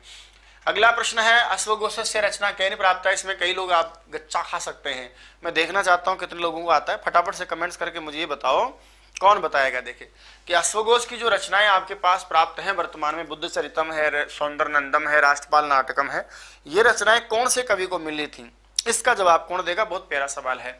याद रखना सर, हरप्रसाद शास्त्री या हरदत्त शास्त्री जो है इसका नाम है कवि का, और इन्हीं के द्वारा ही जो है ये क्या हो गया, और इनके द्वारा ही जो है इनकी रचनाओं की खोज मानी जाती है। तो हरदत्त शास्त्री भी आप इनको बोल सकते हैं और हरप्रसाद शास्त्री भी आप इनको बोल सकते हैं। बहुत अच्छा सवाल था, याद रखिएगा। अच्छा, यहाँ से मैं 2-3 प्रश्न बहुत सेंसिटिव पूछने वाला हूँ, क्लियरेंस करने वाला हूँ, इसलिए कह रहा हूं क्योंकि आपकी परीक्षाओं में ये बहुत बहुत पूछे जाते हैं और कई लोगों को इसके बारे में जानकारी सटीक नहीं है। तो आइए मैं आपको बताता हूं। बुद्ध चरित्र में आपको सर्ग पूछे, निसंदेह आराम से आप कितने सर्ग बताओगे? 28। कोई दिक्कत नहीं है, पहला सवाल कंप्लीट हुआ। दूसरा देखो, इसी का सवाल है, पूछा है कि बुद्ध चरित्र से प्रामाणिका सर्गा संति, बुद्ध चरितम के प्रामाणिक सर्ग कितने हैं? तो सर वर्तमान में जो उपलब्ध है वही प्रामाणिक है, इसलिए प्रामाणिक सर्ग पूछे ना आपसे, तब आप कितने बताएंगे? 17। तो बुद्ध चरितम में सर्गों की संख्या पूछे तो 28 बताना, बुद्ध चरितम में प्रामाणिक सर्ग पूछे तो 17 बताना, और बुद्ध चरित्र में कति सर्गा संस्कृत भाषायाम निबद्धा, और कितने सर्ग हैं 28 में से जो संस्कृत भाषा में लिखे हैं, तब सर आप उत्तर कितना बताना? 14। तो कुल मिलाकर है 28, वर्तमान में है 17 और संस्कृत भाषा में कितने हैं? 14। एक सवाल और बच गया जिसको मैंने घुमा फिरा के ले लिया। बताओ संस्कृत भाषा में कितने हुए? 14। 14 के बाद कितने बच गए? 14। इसका मतलब 14 तो संस्कृत भाषा में नहीं है ना, इसका मतलब वो किसी अन्य भाषा में है। तो इसी का सवाल आगे पूछा, अनुवाद मात्र सर्गा संति, कि बुद्ध चरित्र महाकाव्य में अनुवाद मात्र सर्ग कितने हैं? इसका मतलब 14 यदि संस्कृत भाषा में है तो बाकी बचे हुए दूसरी भाषा में अनुवाद किए हुए तो हैं, इसलिए आपका उत्तर हो जाएगा फिर वापस 14। बात समझ में आ रही है मेरी? तो कुल सर्गों की संख्या कितनी है? 28 है, प्रामाणिक सर्ग 17 है, संस्कृत भाषा में 14 है, और बाकी के जो 14 है 28 में से वो अनुवाद मात्र हैं। और आपकी जानकारी के लिए बता दूं कि 14 जो है उसके बाद में 3 सर्ग जोड़े अमृतानंद कवि ने, इसलिए वर्तमान में टोटल कितने सर्ग माने जाते हैं? इसमें 17 सर्ग माने जाते हैं ना, 3 सर्ग बाद में किसी अमृतानंद कवि ने जोड़े थे। चलो आगे बढ़ जाते हैं। ये 2 प्रश्न कॉलेज व्याख्याता और फर्स्ट ग्रेड दोनों में पूछे जा चुके हैं। दोनों ही प्रश्नों की जो है क्या है भावना सुनिएगा कि बुद्ध चरित्र का प्रमुख रस है। बुद्ध चरित्र में कौन सा प्रमुख रस? आप स्वयं जानते हैं बुद्ध भगवान शांति की प्रतिमूर्ति है, इसलिए इस प्रश्न को रटने की जरूरत ही नहीं है। जो स्वयं इतने शांत हो तो उसका काव्य में श्रृंगार वगैरह का कोई काम ही नहीं हो सकता, लड़ाई झगड़ा करते नहीं तो वीर रस हो नहीं सकता। इसलिए इस काव्य में कौन सा रस मानेंगे सर आप? शांत। बहुत प्यारा प्रश्न है जो कॉलेज व्याख्याता में भी आ चुका है। इसके बाद का सवाल है वो, बुद्ध चरित्र में कौन सी रीति दृश्यते, कौन सी रीति दिखाई देती है? 4 रीतियां सर, बहुत प्यारी, वेदर भी, कठिन गौड़ी, दोनों का मिश्रण पांचाली, और एक लाठी, जो लाठी हमारे विशेष कहीं आती नहीं, महाकाव्य में आएगी। बुद्ध चरितम भी बहुत सरल भाषा में रामायण के समान ही लिखा गया, अनुष्टुप छंद का प्रयोग है, बहुत सीधी भाषा में है, इसलिए बुद्ध चरित्र और अश्वघोष की रीति का नाम भी आप क्या बताएंगे सर? वैदर्भी रीति बताएंगे। जो बहुत सीधा लिखता हो, बहुत प्यारा लिखता हो ना, वहां कोई दिक्कत ही नहीं है आपको। कालिदास बहुत अच्छा लिखते हैं, दंडी बहुत अच्छा लिखते हैं, और बुद्ध चरितम के रचयिता अश्वघोष भी बहुत सीधा और अच्छा लिखते हैं, तो वैदर्भी रीति आप बताइएगा। बुद्ध चरित्र महाकाव्य का नायक कौन है सर? नाम ही जिसका बुद्ध चरित्र महाकाव्य हो, यानी बुद्ध के जीवन चरित्र को बताने वाला महाकाव्य हो, वहां आपको रटने की जरूरत कहाँ है? आराम से आप बताइए ना कि साहब गौतम बुद्ध जो है वो इसके नायक हैं, इसमें तो कोई असमंजस की स्थिति हो ही नहीं सकती। अब मेरा जो अगला प्रश्न है वो कॉलेज व्याख्याता 2015 का प्रश्न बीता ये वाला कि गौतम बुद्ध कीदृश नायक है, गौतम बुद्ध कैसे नायक है? ध्यान रहे सर, कई बार इसमें थोड़ा सा असमंजस हो जाता है। शांत स्वभाव के होने के कारण धीर प्रशांत भी हैं, और उदात्त गुणों वाले होने के कारण धीरोदात्त नायक भी हैं। तो धीर प्रशांत और धीरोदात्त गुणों से युक्त हमारे भगवान गौतम बुद्ध हैं। ठीक है, आगे देखिए साहब, अगला प्रश्न मेरा अश्वघोष के बुद्ध चरितम से ही रिलेटेड है। अगला प्रश्न मैंने कुछ इस प्रकार आपसे किया कि बुद्ध चरित्र से है, ये प्रश्न भी परीक्षा में खूब पूछा जाता है सर कि बुद्ध चरित्र महाकाव्य का उपजीव्य ग्रंथ कौन है, अर्थात बुद्ध चरित्र महाकाव्य को लिखते समय इन्होंने किसको आधार बनाया? ना रामायण को बनाया ना महाभारत को बनाया सर, एक विशेष अलग ही ग्रंथ है, नेपाली ग्रंथ, जिसका नाम है ललित विस्तरम। ललित विस्तरम नामक जो बौद्ध ग्रंथ है उसको आधार बना करके आपने इस काव्य की रचना करी है। ये भी परीक्षा के लिहाज से बहुत इंपॉर्टेंट है। तो इसमें रस, नायक का प्रकार, नायक और इसका उपजीव्य बड़ा खास है। गौतम बुद्ध से जन्मतः महाअभिनिष्क्रमण से वर्ण पर्यंतम वर्णनम कस्मिन् विद्यते। गौतम बुद्ध के जन्म से लेकर के महाअभिनिष्क्रमण, घर छोड़ने, उनको बुद्ध की प्राप्ति होने तक का वर्णन कौन से काव्य में मिलता है? तो सर वो काव्य आपका बुद्ध चरितम ही है, सौंदर्य नंदम नहीं है, ध्यान रहे। सौंदर्य नंदम की भावना अलग है, कथानक अलग है, उसकी वृत्ति अलग है, उसमें मामला थोड़ा अलग है। नेक्स्ट सवाल आपकी खिदमत में, बहुत प्यारा सवाल है भी। अगला सवाल है कि अराड ऋषि वर्णनम सम उपलब्ध थे। अराड नाम का एक ऋषि का वर्णन आता है, हर जगह अलग अलग ऋषि आते हैं। कभी आप भरत मुनि नाम जो है उसका नाम पढ़ेंगे किसी नाटक विशेष में, कहीं आप कार्तिकेय आश्रम पढ़ेंगे, आप एक अराड ऋषि का नाम भी सुनते हैं। ये अराड ऋषि का जो वर्णन आपको मिलता है सर वो कहाँ मिलता है? बुद्ध चरितम में। और जहां तक है 13वां जो सर्ग है, 14वें सर्ग में आपको बुद्धत्व की प्राप्ति होती है, लेकिन उससे पहले आपको अरार ऋषि मिलते हैं जिनसे आप वाद विवाद करते हैं, बहुत सारी बातें आप उनसे पूछते हैं। तो इस महाकाव्य के 13वें सर्ग और 12वें सर्ग में आपको अरार ऋषि से आपका मुलाकात होती है और उन्हीं से आपको बहुत सारा ज्ञान जो है मिलता है, कई सारे दार्शनिक चीजें आपको सीखने को मिलती है। अगला देता हूं, गौतम बुद्ध से बाल्यकाल से नाम आसीत। इस बुद्ध चरित्र में भी आया है कि गौतम बुद्ध का बचपन का नाम क्या था, तो सर इनका बचपन का नाम आपको बताना है। गौतम बुद्ध का बचपन का नाम क्या था, ये तो आपका इतिहास का भी सवाल है और ये आपका संस्कृत साहित्य का भी सवाल है। फटाफट से बताइएगा, मैं आपके भरोसे छोड़ दूं या मैं बढ़ जाऊं आगे, फटाफट बताऊं। इसको तो बता ही सकते हो ना आप कि गौतम बुद्ध के बचपन का नाम क्या है। और 5 बच्चे कम लाई हो, ये भी बढ़ा लो फटाफट से, क्यों भाई, जल्दी करें और आगे बढ़े। 12वां सर्ग अरार ऋषि का, अच्छी बात है, आपको इतनी जानकारी होनी भी चाहिए, है कि नहीं भाई। चलो फटाफट बताओ। सिद्धार्थ के शुद्धोधन, पापा का नाम और खुद का नाम दोनों में थोड़ा असमंजस है, फटाफट से बता दो मुझे। मान जाऊं आपकी बात। चलिए, तो इसके बचपन का नाम क्या है सर, सिद्धार्थ है। पापा का नाम समझ गए होंगे, जो भी है। चलिए आगे लेकर चलता हूं मैं। बुद्ध चरितस्य आंग्ल अनुवादम कृतवान, 3 भाषाओं में मुख्य इसका अनुवाद माना जाता है। अंग्रेजी भाषा का अनुवाद आपको ध्यान में होना चाहिए, इसके अलावा चीनी भाषा में आपको अनुवाद ध्यान में होना चाहिए, और अन्य कोई भाषा विशेष में प्रश्न करता है तो वहां भी आपको ध्यान होना चाहिए। सर, बुद्ध चरितम नामक जो ग्रंथ है उसका आंग्ल भाषा में अनुवाद करने वाला डॉक्टर जॉनसन। एक बार फिर रिपीट कर रहा हूं, अंग्रेजी में अनुवाद करने वाले का नाम तो क्या है, जॉनसन, इंग्लिश में लिखने वाला। और चीनी भाषा में अनुवाद करने वाला कौन है, तो वो धर्मरक्ष या धर्माक्षर के नाम से प्रसिद्ध है। बुद्ध चरित महाकाव्य से चीनी भाषायाम अनुदितम कृतवान, चीनी भाषा में अनुवाद किसने किया, तो धर्मरक्ष भी आप कह सकते हैं या धर्मराक्ष भी, या कुछ धर्म क्षेत्र भी लोग कहते हैं। तो धर्मरक्ष या धर्म क्षेत्र ने, धर्माक्षर ने चीनी भाषा में अनुवाद किया। और प्रश्न है अगला तीसरा, मैंने कहा तिब्बती भाषा में अनुवाद किसने किया, तो तिब्बत भाषा में अनुवाद करने वाले व्यक्ति का नाम है सर क्षितिन्द्र भद्रेण। क्षितिन्द्र भद्र जो है उसके द्वारा चीनी तिब्बती भाषा में अनुवाद किया गया। तो 3 भाषाओं के अनुवाद बहुत प्रसिद्ध है। नंबर 1 अंग्रेजी भाषा जो है जॉनसन ने किया, इसके बाद में चीनी भाषा में अनुवाद आपके धर्मरक्ष या धर्माक्षर ने किया, और तिब्बती भाषा में इसका अनुवाद करने वाला कौन है, क्षितिन्द्र। क्षितिन्द्र में यहाँ छोटी मात्रा जो रस्व हो उसकी जगह दीर्घ समझे आप, तो क्षितिन्द्र भद्रेण के द्वारा इसका अनुवाद तिब्बती भाषा में किया गया। हो गया 3। आगे चलो सर, बुद्धत्व प्राप्ति भवति, सबसे महत्वपूर्ण जो घटना है इसमें महाअभिनिष्क्रमण की घटना होना और बुद्धत्व की प्राप्ति यानी ज्ञान की प्राप्ति होना।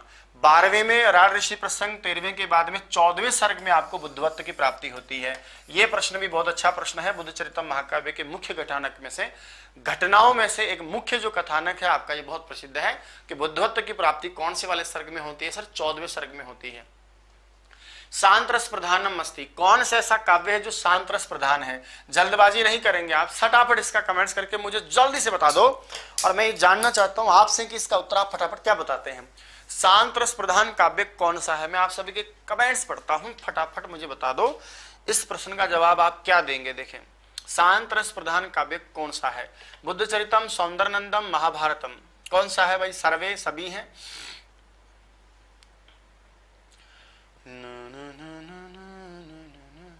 फटाफट करें आप सभी।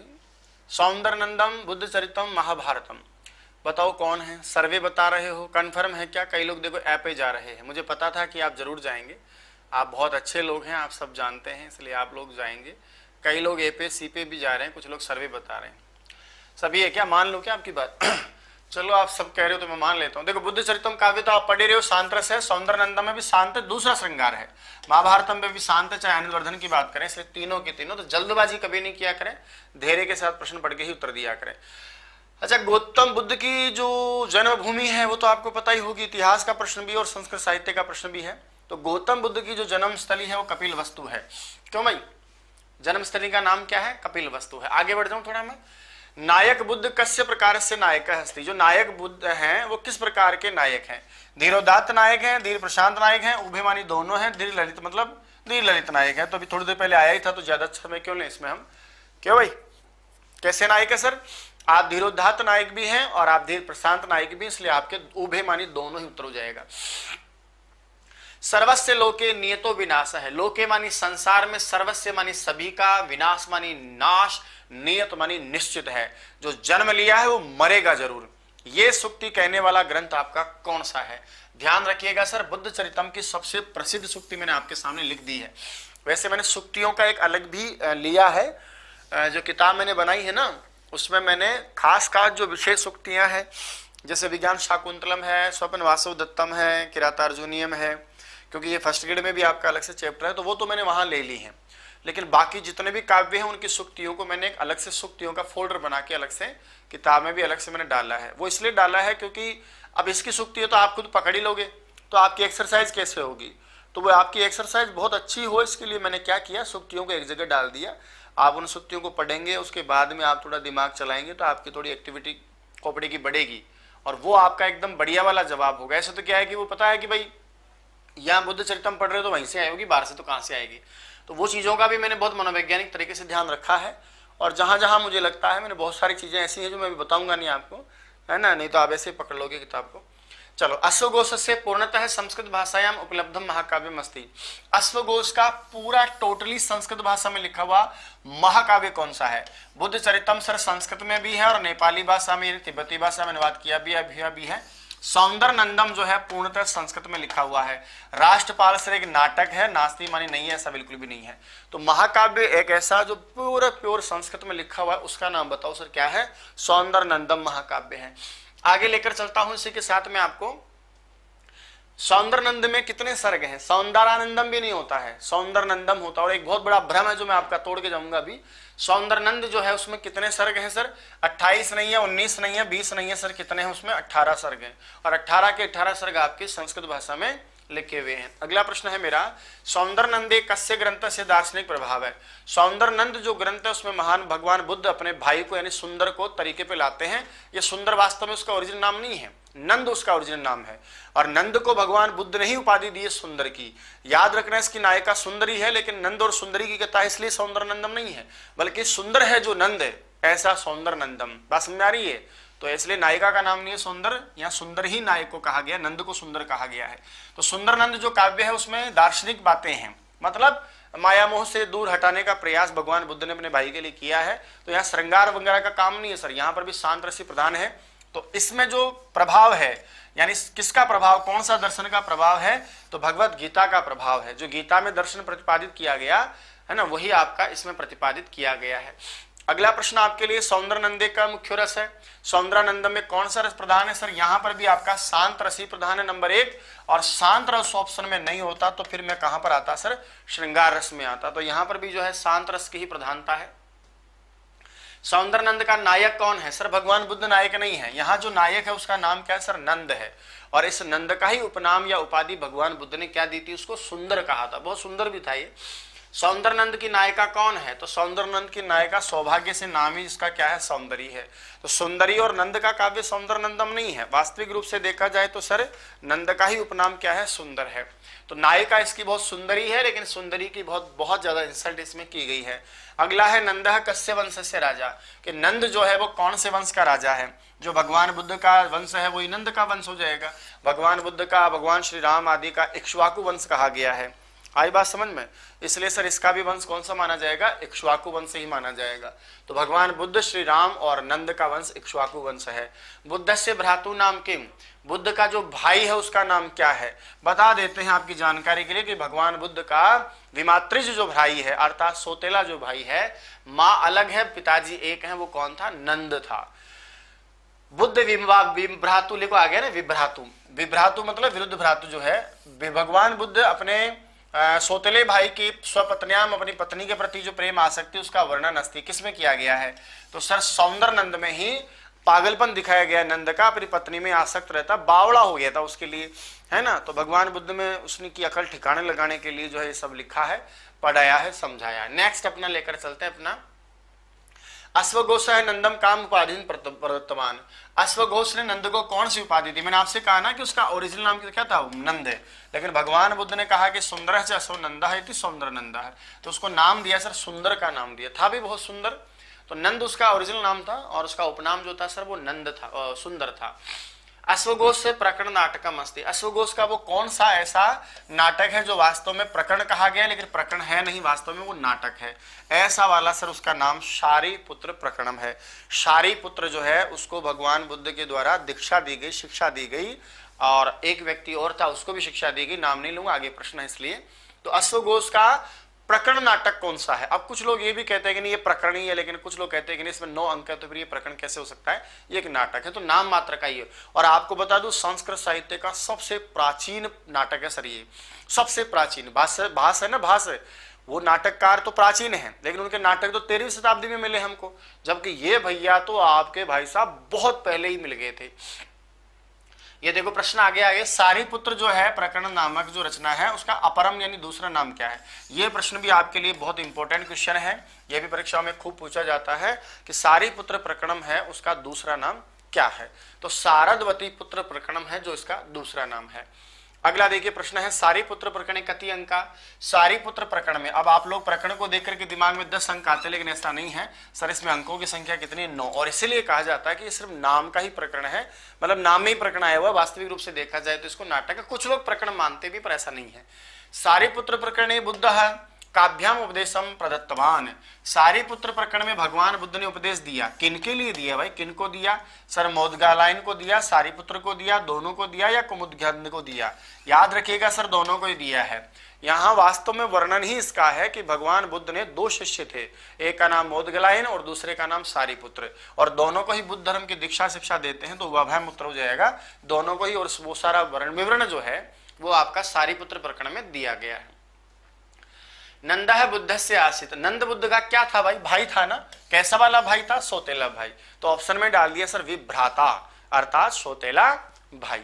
नेक्स्ट मेरा आपसे जो है प्रश्न है नया, वो कुछ इस प्रकार है, गौतम बुद्ध से पितुर नाम किम?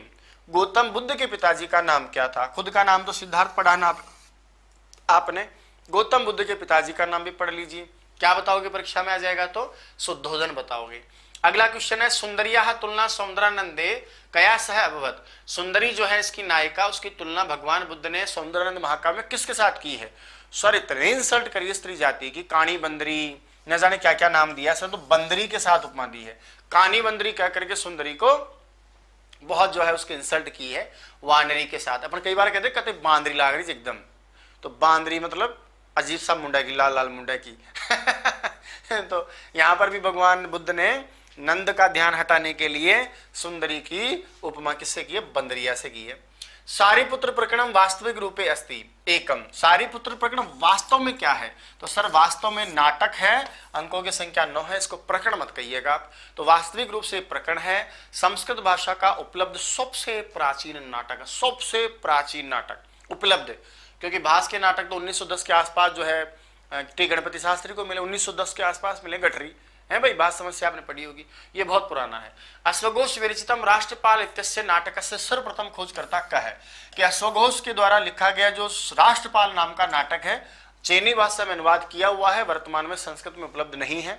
ये किसका जो है, किसने इसकी खोज की है? तो याद रखना सर, सिल्वा लेवी नाम का एक शास्त्री हुआ, एक व्यक्ति वो हुआ, उसने इसकी खोज की है सर। बात समझ में आ रही है? ओके।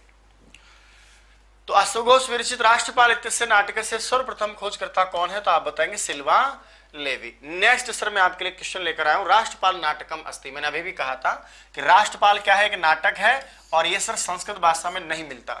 इस समय ये चीनी भाषा में अनुवाद किया हुआ मिलता है, ओरिजिनलिटी में संस्कृत भाषा में था, लेकिन अभी आपको चीनी भाषा में अनुवाद किया हुआ मिलता है। राष्ट्रपाल नाटकम वर्तते। राष्ट्रपाल नाटकम कैसा नाटक है भाई? सर ये गेय नाटक है, गाने योग्य नाटक है, गेय नाटक है। ये भी अच्छा सवाल है, ये भी अच्छी जानकारी आपको ध्यान रखनी है कि राष्ट्रपाल एक नाटक है, और कैसा नाटक कहा गया सर? ये गेय नाटक कहा गया, और चीनी भाषा में जो है अनुवाद किया हुआ मिलता है, बाकी अन्य भाषा में नहीं मिलता है। यहां से कालिदास प्रारंभ हो जाता है। अब तक आपने अश्वघोष की चर्चा की, अश्वघोष से संबंधित प्रश्न आपने पढ़े हैं। कोई भी एक प्रश्न ऐसा बता दो जो आप ये कहो कि सर अश्वघोष के बारे में ये चीज रह गई, जाओ मैं चैलेंज करता हूं आपको, फटाफट बता दो आप। अश्वघोष के बारे में और महाकाव्य की भूमिका के बारे में ऐसी कोई बात मुझे बता दो कि गुरुजी परीक्षा में आने लायक या आई हुई ये बात तो रहेगी, आपने बताई नहीं। जाओ चैलेंज करता हूं, 2 मिनट का टाइम है। दूसरी बात, 295 बच्चे लाइव होने के बाद कक्षा में 262 बच्चे आ गए हैं, कितनी गंदी बात है बताओ। यानी आपकी तरफ से तो कोई प्रयास है ही नहीं, ऐसा लगता है कि जैसे मैं बिना ही बात पता नहीं आपको पढ़ा के कहीं आपका दिमाग खराब कर रहा हूँ, कोई बुद्धि खराब कर रहा हूँ, पता नहीं, ऐसा लगता है कभी कभी मुझे। ऐसा तो नहीं कर रहा कहीं मैं? हाँ भाई, भाई आप लोग जब क्लास को ऐसे करते नहीं हो तो फिर ऐसा लगता है कि कहीं ऐसा तो नहीं है। अरे भाई दादा, ऐसा तो नहीं है कहीं।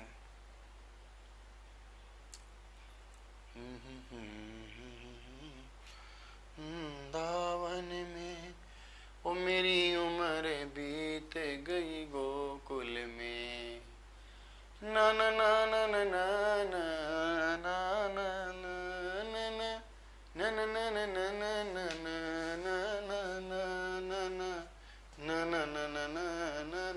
ना ना ना। लग रहा है क्या आपको कोई कोई क्वेश्चन रह गया हो? आपको लग रहा हो तो बताओ मुझे आप। मैं गुरुजी ये लग रहा है मुझे, तो बोले यार ये रह गया।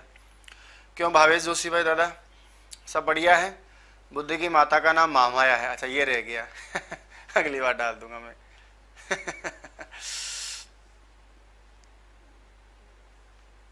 डाल दूंगा, चलो। और बताओ, और कोई क्वेश्चन रह गया? बुद्ध की माता का नाम महामाया था, ये मिल गया साहब, बहुत अच्छी बात है। अरे इंदुमती स्वयंवर कहाँ से आ गया, छोड़ो उसको आप। तो भाई ये क्लास थी आज की, और जाते जाते बता देता हूँ, जिसका था तुम्हें इंतजार वो घड़ी आ गई। वो फर्स्ट ग्रेड वाली जो 99 की पुस्तक है वो मैंने आज आपको दे दी है। Online Sanskrit Saraswati mobile application download करो।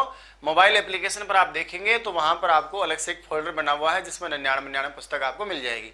पीडीएफ आपके पढ़ने के लिए डाल दी है। 14 अक्टूबर को एग्जाम होने के कारण ऐसा कहा सब लोगों ने कि अभी इसको निकालने का उपयुक्त समय नहीं है, इसलिए मैं निकाल नहीं पाया दुर्भाग्य से। वैसे मुझे बहुत बुरा लगता है, पर मेरे बस का भी नहीं है, तो मैं क्या कर सकता हूँ। 99 पुस्तक है, जबरदस्त काम किया हुआ है, शानदार किताब है, जिसमें व्याकरण, साहित्य, भाषा विज्ञान आदि का, छंद अलंकार आदि का बेजोड़ जो है। और आपको भरोसा नहीं तो आप इसको देख सकते हैं ऑनलाइन। दूसरी बात, आप स्कूल व्याख्याता की तैयारी कर रहे हैं तो इसके लिए भी मैंने मार्केट में आपके लिए बहुत ही शानदार, जानदार, जबरदस्त, जिंदाबाद, खतरनाक काम किया है। मॉडल पेपर बनाया है जिसमें लगभग 14 मॉडल पेपर का संग्रह है। इसमें हर एक प्रश्न की व्याख्या भी की गई है, बहुत डिटेल व्याख्या की है।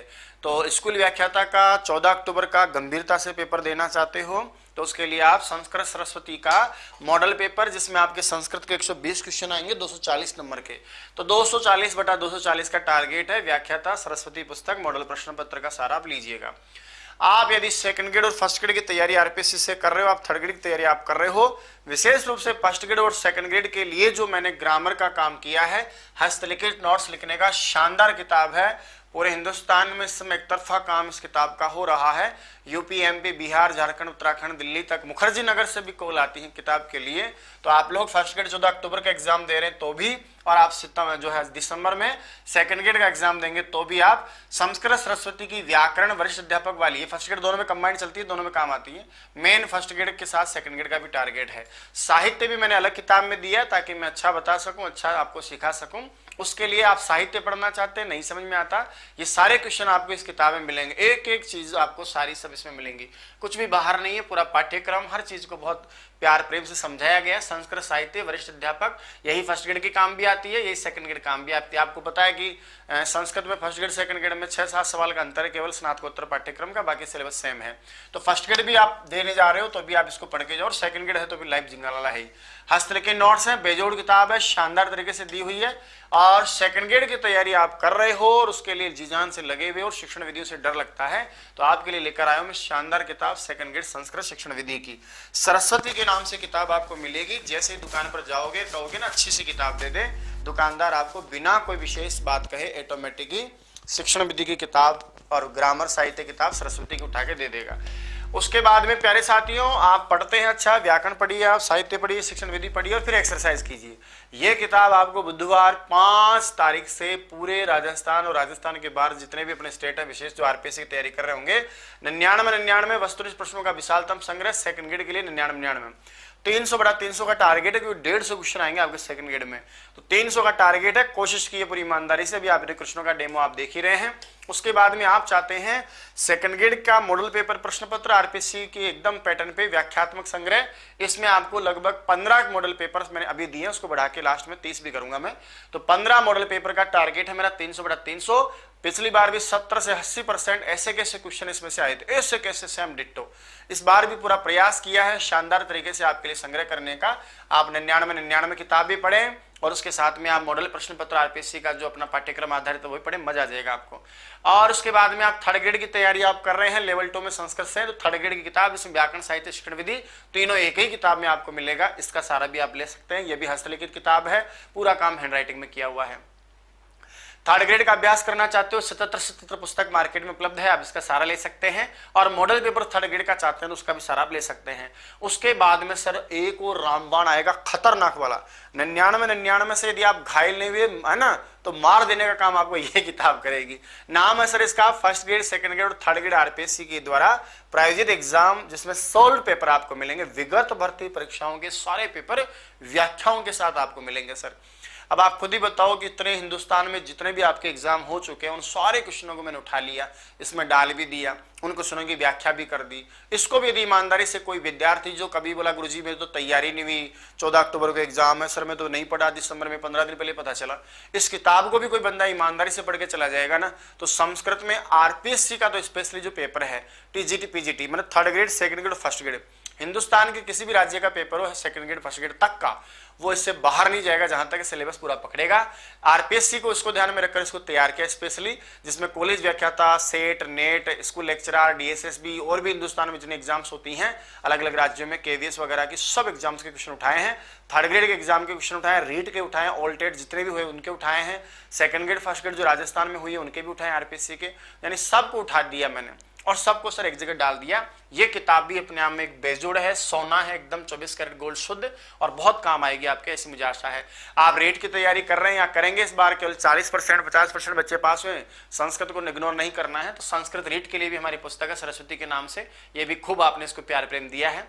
और 44 रीड के एक्सरसाइज के लिए हमने किताब निकाली थी, जिसका भी आपको पता है अच्छे से, और उसका मॉडल पेपर भी हमने निकाला था। रीड में आपके लिए बहुत जो है इसको प्यार प्रेम दिया था, क्योंकि काम वही जोरदार था। तो जैसा रेट में 44 में काम हुआ सर, अभी की बार 99 में काम हुआ। अब आप बड़े लोग हैं, आपका स्तर बड़ा हो गया, ठीक है। बहुत बहुत धन्यवाद आप सभी का आज की क्लास के लिए। थोड़ा हिम्मत करते तो 300 पार हम चले जाते। आशा करता हूं कल आप 500 बच्चे लाइव करके जरूर आएंगे। जितने बच्चे कल से लाइव आएंगे उतने ही घंटे आपकी क्लास लगा दूंगा। 500 बच्चे ले आओ, 5 घंटे क्लास लगा दूंगा, ऐश करो। कल का टाइम मुझे और किताब के लिए चाहिए बस। उसके बाद नॉन स्टॉप यूट्यूब पर आपकी क्लास लेकर आऊंगा, 5 घंटे 4 घंटे। मैंने बोला ना जितने बच्चे लाइव आएंगे, 500 बच्चे लाइव 5 घंटे क्लास, और 300 बच्चे तक लाइव आएंगे तो मैं 1 घंटा ही क्लास लूंगा। 400 हो गए तो 4 घंटा क्लास लूंगा, 500 हो गए 5 घंटा क्लास, और कहे गुरुजी 1000 हो गए तो बोले 10 घंटा क्लास, और आप कहते गुरुजी 24,000 हो जाए तो बोले 24 घंटे ही क्लास ले लूंगा। फिर आपको गुरुजी 25,000 हो गए तो मैं भगवान श्री कृष्ण से निवेदन करूंगा कि वो आपका दिन 1 घंटे का बढ़ा देंगे, तो 25 घंटे का दिन हो जाएगा। उसके बाद 25 घंटे की रात और दिन में 25 घंटे क्लास ले लूंगा, ठीक है। तो संस्कृत सरस्वती पढ़ डाला तो लाइव झिंगा लाला, और झिंगा लाला के लिए मैं लेकर आया हूं आपके लिए 2 गजब की चीजें। एक का नाम तो है मेरे पास में ये वाला, कौन सा वाला कहां गया, एक तो लेकर आया मॉडल पेपर बुधवार से, और 99 का टारगेट ये भी बुधवार से, और फर्स्ट ग्रेड ऑनलाइन डाल दी है। फटाक से संस्कृत सरस्वती एप्लीकेशन डाउनलोड करो, वहां जाकर के इसको देखो, पता चलेगा आपको क्या शानदार कलेक्शन मैंने किया है। दूसरी बात आपसे एक और निवेदन था कि ये जितने भी क्वेश्चन मैं यूट्यूब पर यहाँ सॉल्यूशन करवाता हूँ, आप सभी दिन में आराम से ऑनलाइन टेस्ट पेपर दिया करो निःशुल्क आपके लिए। संस्कृत सरस्वती एप्लीकेशन डाउनलोड करना है, उसके बाद में एक फोल्डर बनाया हुआ निःशुल्क टेस्ट सीरीज का, वहां जाइएगा। निःशुल्क टेस्ट सीरीज में आप जाकर देखेंगे तो आपको सारी की सारी चीजें मिल जाएंगी। इसलिए अभी के अभी उसको डाउनलोड करो, दिए गए टेस्ट उसको ऑनलाइन दो, उसके बाद व्याख्या मेरे साथ जोड़ो। दूसरी बात, आप देखना चाहते हैं कि 99 पुस्तक में क्या है, तो आप जाइएगा, उसको खोलिएगा। 1-2 चीजों को हमने अनलॉक कर रखा है, उसमें आप क्वेश्चन का जो हमारा लेवल है, हमारे क्वेश्चन की जो गुणवत्ता उसको देख सकते हैं। मैं फिर कह रहा हूं कि 99 पुस्तक को पढ़ डाला तो लाइव झिंगा लाला। धन्यवाद, शुभ रात्रि, शब्बा खैर। कल 8 बजे आ जाना रे भाई सवेरे के सारे, और भी लोगों को साथ लेकर आना। बहुत बहुत धन्यवाद। विषय से प्रतियोगी परीक्षाओं की तैयारी करने वाले प्यारे साथियों, इस बार आरपीएस स्कूल व्याख्याता वरिष्ठ अध्यापक भर्ती परीक्षा अर्थात grade 1 and 2 TGT, PGT, TSSSB, CTET, UP TET और अन्य राज्यों की टेट परीक्षाओं के लिए Sanskrit Saraswati mobile application, Sanskrit Saraswati YouTube channel, Sanskrit Saraswati Hitopadeshika पुस्तक और संस्कृत सरस्वती वस्तुनिष्ठ मॉडल प्रश्न पत्र को अपना सारथी